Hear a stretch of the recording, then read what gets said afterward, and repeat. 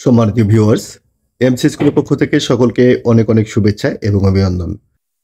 আশা করি সকলে ভালো আছেন। আজকে আমরা আলোচনা করব তৃতীয় প্রান্তিক মূল্যায়ন নমুনা প্রশ্ন অর্থাৎ পঞ্চম শ্রেণীর গণিত নমুনা প্রশ্নের উত্তরপত্র নিয়ে।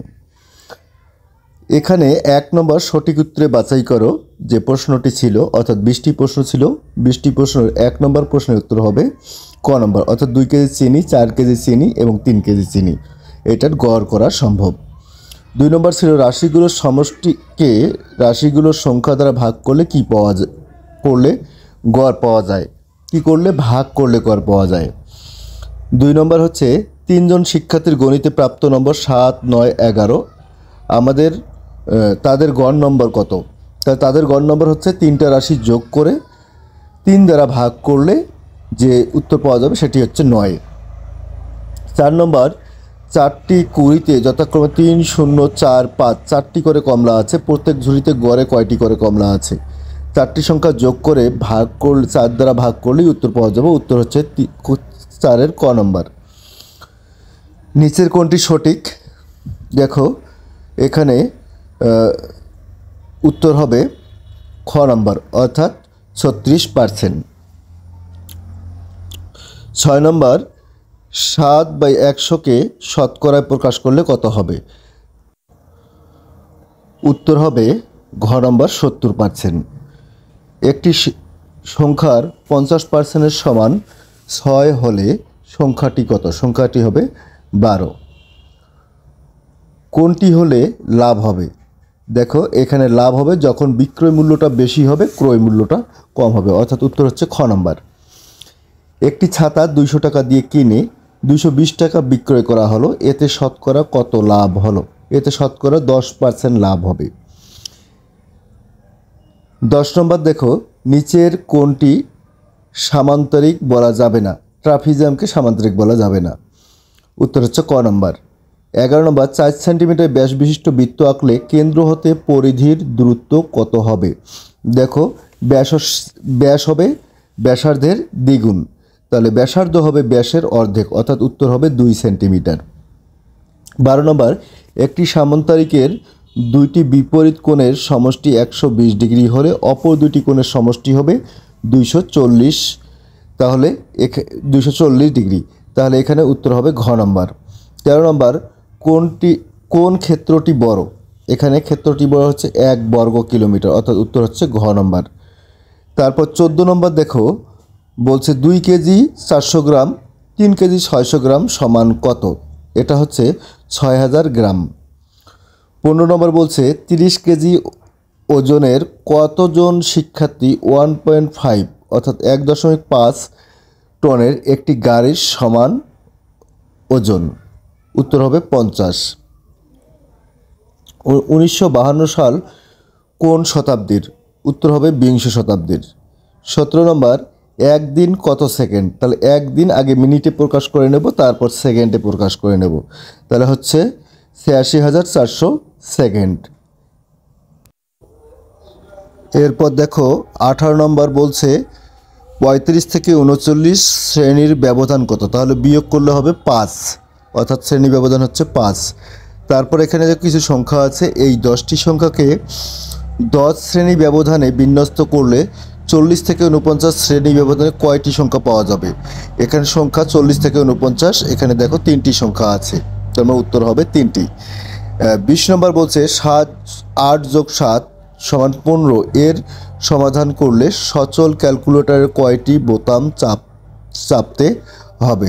তাহলে 4টি বোতাম চাপতে হবে, উত্তর হচ্ছে 4টি বোতাম চাপতে হবে। 2 নম্বর শূন্যস্থান পূরণ।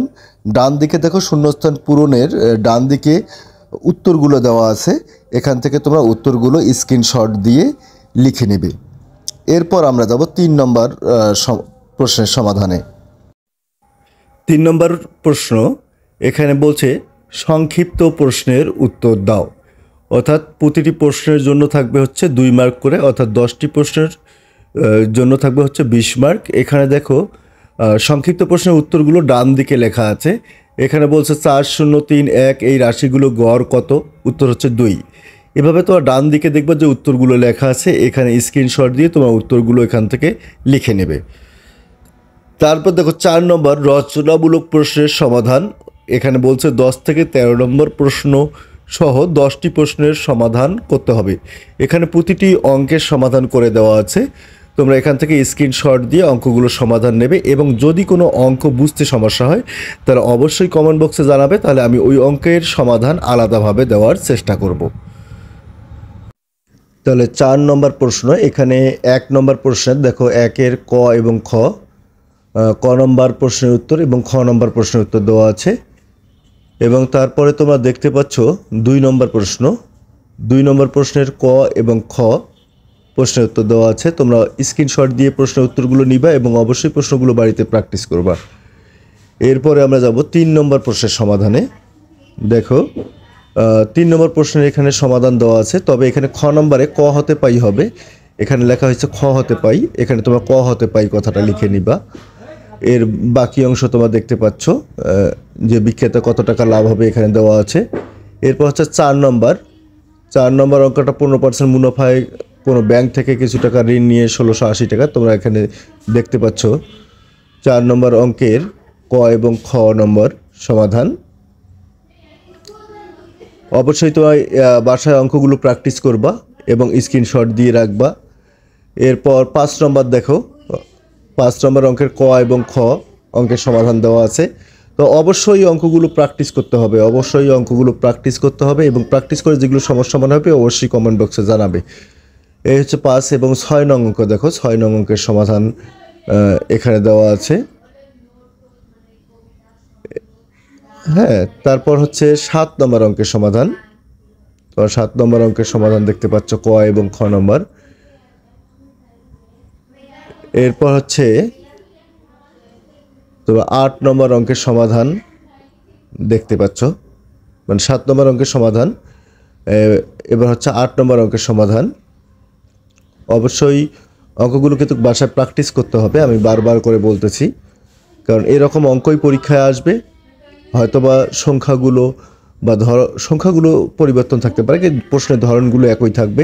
9 নম্বর অঙ্কের সমাধান দেখতে পাচ্ছ তোমরা। এরপর 10 নম্বর অঙ্কটি, এটি একটি চিত্র অঙ্কন করতে হবে, সেহেতু 10 নম্বর অঙ্কটি তোমাদের চিত্র করতে হবে, এটা তোমাদের নিজেরই করতে হবে, সে কারণে এই অবস্থায় রাখা হয়েছে। তবে তোমরা 11 নম্বর অঙ্কের সমাধানটা দেখতে পাচ্ছ, যে 11-র ক খ। আমি বলতেছি উত্তরগুলো অবশ্যই তোমাদের কি করতে হবে, বাসায় বসে বসে প্র্যাকটিস করতে হবে, কারণ গণিত প্র্যাকটিসের উপর নির্ভর করে। অর্থাৎ যত বেশি প্র্যাকটিস করবেন অত বেশি গণিতে ভালো করতে পারবে।